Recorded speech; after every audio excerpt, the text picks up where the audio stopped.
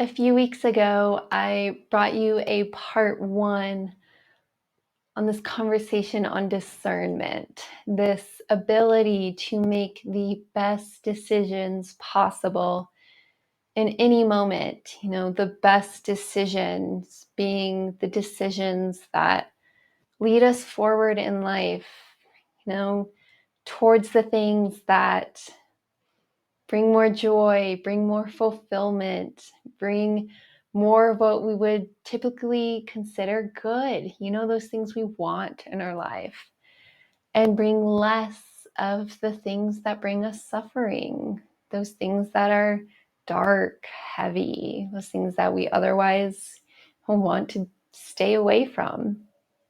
So bringing this discernment piece, this question of how it is that we make decisions, and bringing it back now, part two now, because I filmed a YouTube video for you all that I released a few days ago. I'll of course link all these videos below. You can go watch them afterwards if you would like. But I brought this video to you last week on, some of the deeper themes alive in me, and, how I feel so driven to explore these, so much so that I've started to write a whole book. You can learn more about that in that other video. In that conversation, and so many of the conversations I hold, it's really this big question, this big space, right? Bringing us to this space that's on a grander scale than a lot of us often tend to think. A lot of us often tend to think right here, right? Staying focused on only that which is right in front of us, and never really stepping out to look at the bigger picture. Or when we do, stepping out into a bigger picture with a mindset that is, oh, I see the whole picture and I can hold enough information so that I can make all the best decisions possible. And I know what all they are from right here, right now. And it's this framework that we've developed as we've, stepped into the modern world, learned to call more and more so upon the power of the human mind, and have had a lot of success there. Right? Then we developed computers to help us out, and all the while have let ourselves into this space where we hold this mindset that is, damn, the human mind is so powerful. I can accomplish anything. I can figure out anything I set my mind to. And I can sit here now and see it all and plan it all out and know all the details and connect it all in a way that I see it all, I know it all, and I can go take action and do it all. Which has a lot of threads, I think, of things, of a mindset that's very powerful, right? This mindset that, yes, us human beings are incredibly powerful, and we have this remarkable ability to hold a big vision and to take action to achieve the outcome that we want. But the way we do it, right, the way we go about it is everything. And what doesn't serve, what keeps showing up, whether it's in our own lives or on the world stage, is this belief that we can figure it all out from where we sit today because we have these powerful human minds, we have computers, and we can hold on to all this information and analyze it and then see each step towards the big picture. But life doesn't work that way. Life doesn't work that way, not on the scale that I'm talking about here. And the scale that I'm talking about is how real problems and real desires unfold day after day after day. The scale here, is life, our lives as we're living them day in and day out. And while yes, in some regard, in certain situations, of course, please do call upon this specific framework that is use your brain, take in as much information as you can, process it, do what you can to understand the situation and make decisions based off of that, and work to achieve that outcome that you want. And it works in some situations. Then in most situations, we need something else. And again, I talked a little bit more to that something else in those earlier videos. That something else is the rest of our being, right? The full intelligence of our human bodies, our connection to that which isn't our own selves. The human mind, I'll say it a million more times, I'm sure, is so powerful, so wonderful. And yes, absolutely, learning how to be more logical and strategic with it can help. What if we started to learn to live life tapping into more of who we are, tapping into the vast intelligence of your human body? From there, starting to bring in the even vaster intelligence of all that's alive in this world. Which, if you start to go down this route, you start to find that there's so much more here than our human minds allow us to believe.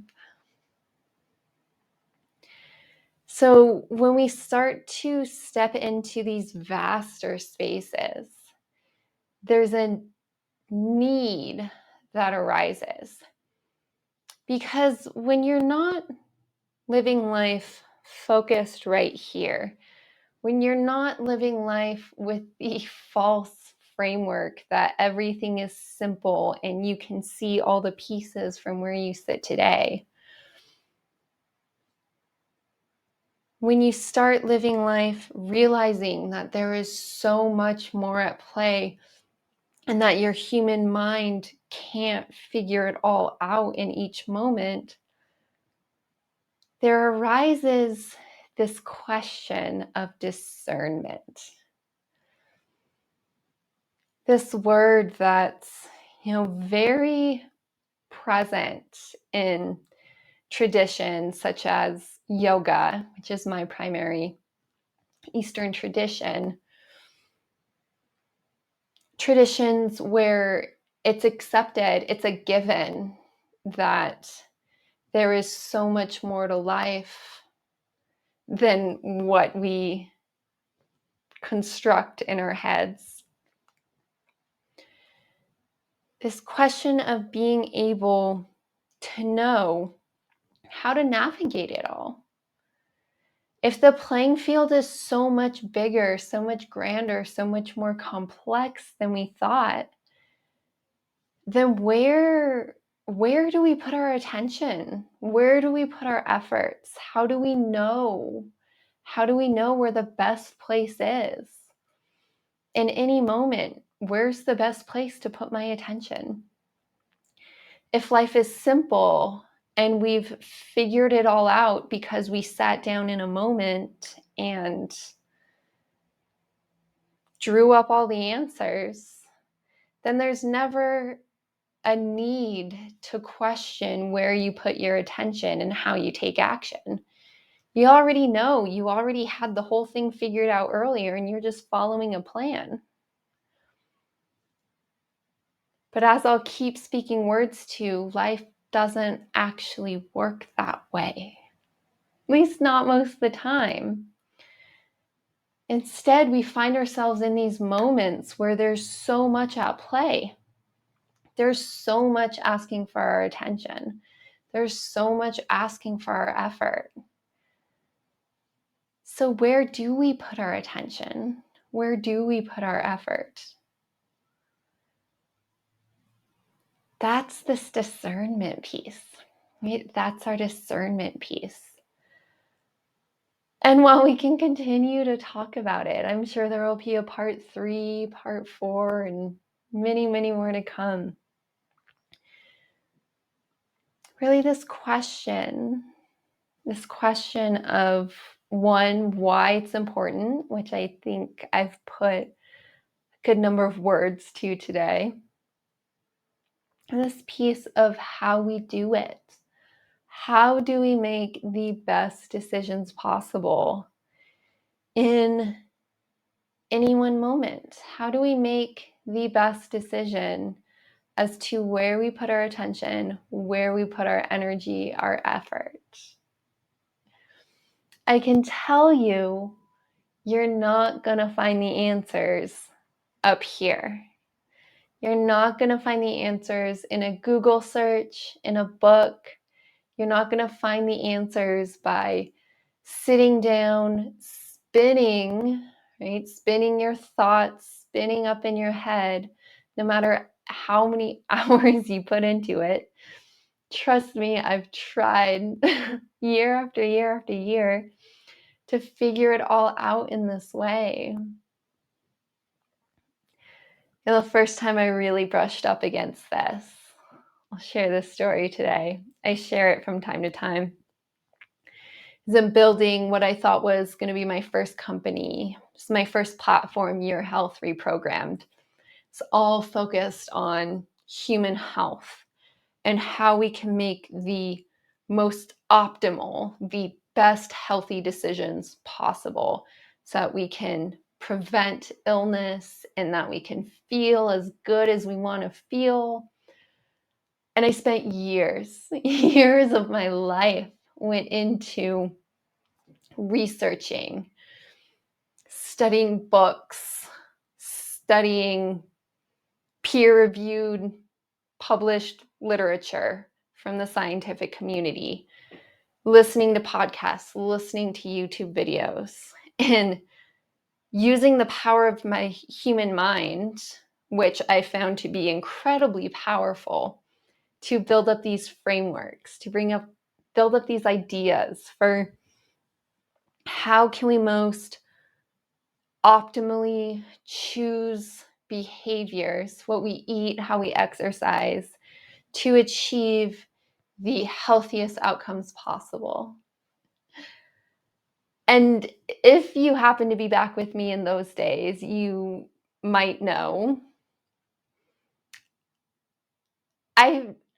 I had a lot of fun there. I spent a lot of time building up frameworks. They're still over on yourhealthreprogram.com. You can go look at them. They're deep. They speak to as many technical tidbits as I could pull together. And in a way, they were beautiful and brilliant.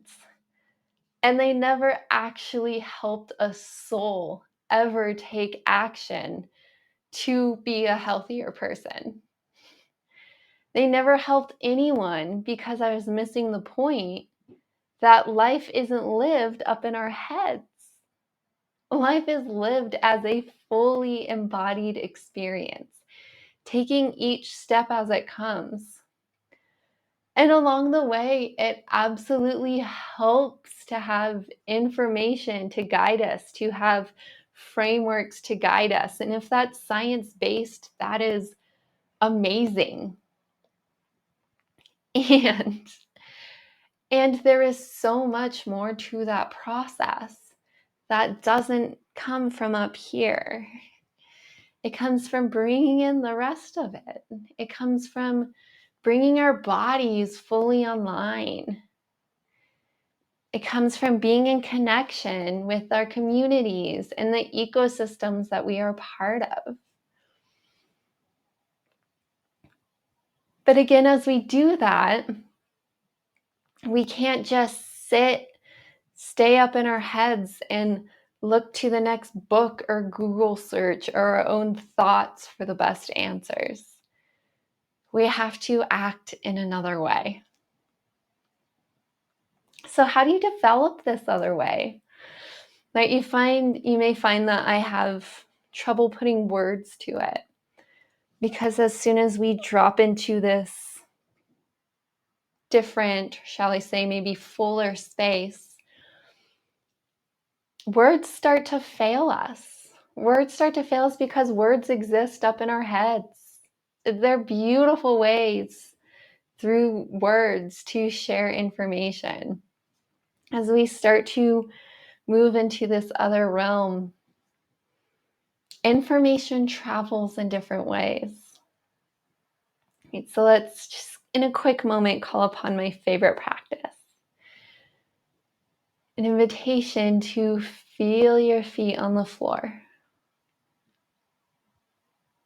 Or if you're seated, feeling your seat on the chair, the ground, wherever you are, just bringing your attention down to your feet or into your seat, feeling into the sensations, that connection with the support that's holding you here in this space. Just staying there, nothing else to do. And if you find yourself eager, jumping to, okay, what's next? What's next? Just bringing yourself back. It's part of the whole process. Staying here in this moment. Feeling your feet, feeling your seat.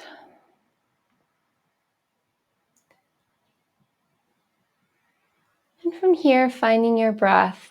I invite you to find your breath in your body, as your body. So if that helps, you can place one hand on your chest, one hand on your abdomen.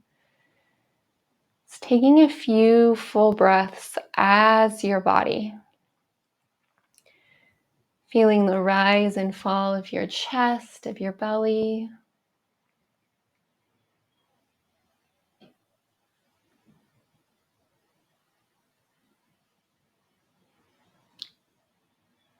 Seeing if, there's space here to feel into the pulse, feel into the rhythm that's alive in your body. If it helps, really staying with that physical motion as your body is breathing. Perhaps it serves to bring your attention more fully to the breath as the air enters into your nose and out through your mouth. Really holding this intention to tap into the pulse that's alive. It's alive here in this moment.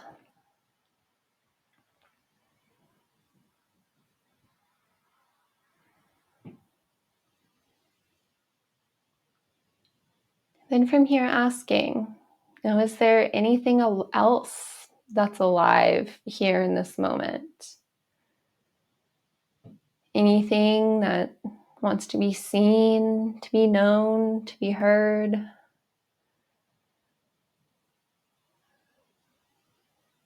Maybe there is, maybe there isn't. Maybe there's something strong, maybe there's something subtle.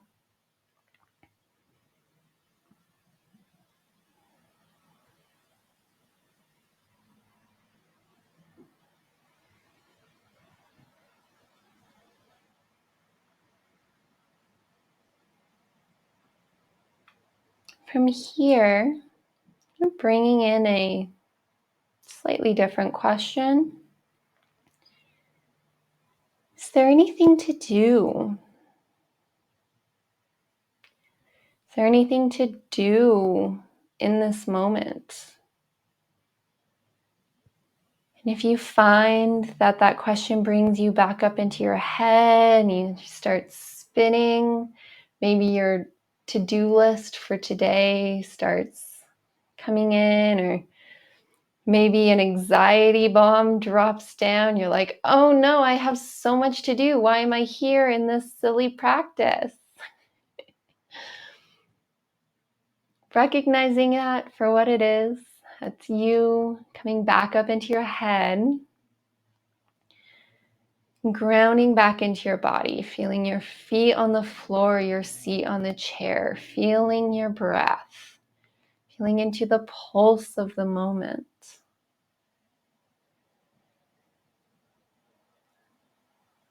Again, maybe bringing in this question again. From here, from this space, is there anything that wants to happen?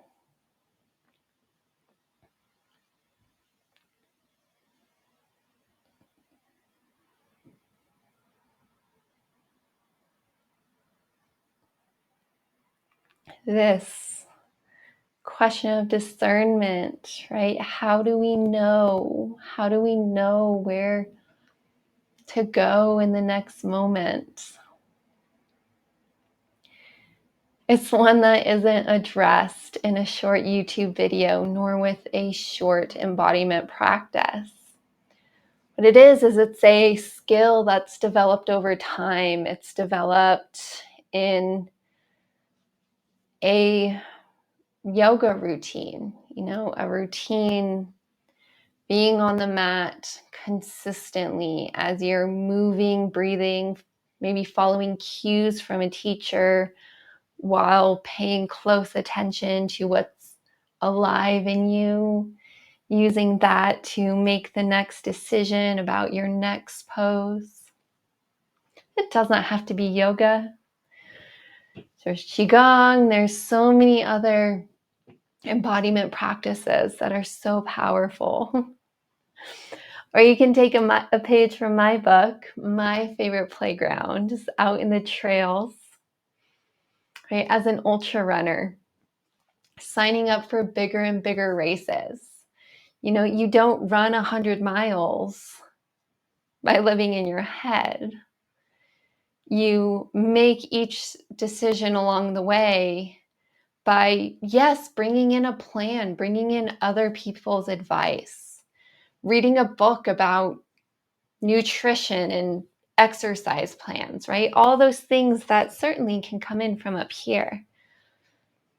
But every step of the way, there's this requirement that you are so fully in tune with your body, because the moment you're not, that's the moment you get taken out of the game, because you weren't listening to the sensation that was telling you that something was wrong, or you weren't taking advantage of that window of time where you had the energy and physical ability and all the things to maybe push a little harder. It's this dance I always talk to, that is embodied living. And just it always coming back to a moment, collapsing into a single moment, and in that moment being able to know where best serves to put my attention, where best serves to put a little bit more effort, or does it best serve to let go? I created a video last week about training for this 100-miler last year, and how one of the most important parts of the process was in a moment where I just let go of it all. because me trying to figure out where to put my effort and energy was just drowning me. It got heavier and heavier. So coming into an embodiment practice, just completely dropping out of my head and holding space for what's alive here and what's the best thing that needs to happen. And in that moment, the best thing was to quit, to fully quit, to say, I'm done. I'm not doing this anymore. And then that leads us to another moment and another moment and another moment. And all along, the path gets to unfold. And when we get this right, which can often be an incredibly challenging thing to do, we find that all the pieces fall together. Probably not in the way that our minds thought they were going to, but as this beautiful unfolding where we get to put our attention in the right place, whether that's directly bringing in more light, more joy, or whether that's bringing our attention on some dark problem that, maybe we don't want to, but we know that it's more important than anything to put our mind, our attention, our awareness, and maybe even some effort, maybe a lot of effort. So many different factors, right? So many different factors that get to play in along this path in this grand game of life. I'm going to leave us there today. Thank you, as always, for listening in. If you're here with me all the way through the end, please, if it seems right, if it feels right, if you know it's right? A little practice for discernment here. Drop a comment, drop a like, subscribe, all the things that help build this community, that help you, so that you know when I release more of these videos, so that I know that you're out there listening. I know that you're finding some value in this, and maybe even some extra, insight on what's alive in you as I'm talking through these things, as I'm bringing these practices.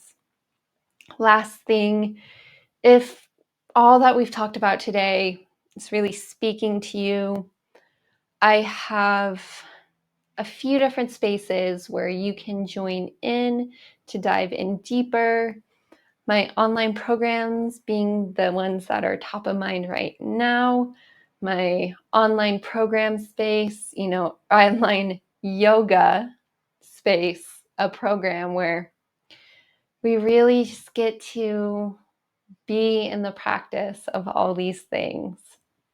My We Are the Forest membership, a space where we get to, reach out a little bit further beyond ourselves to connect more fully with the world we live in. Yeah. Thank you so much for listening in today, and I will catch you in whatever the next spaces that we find ourselves in.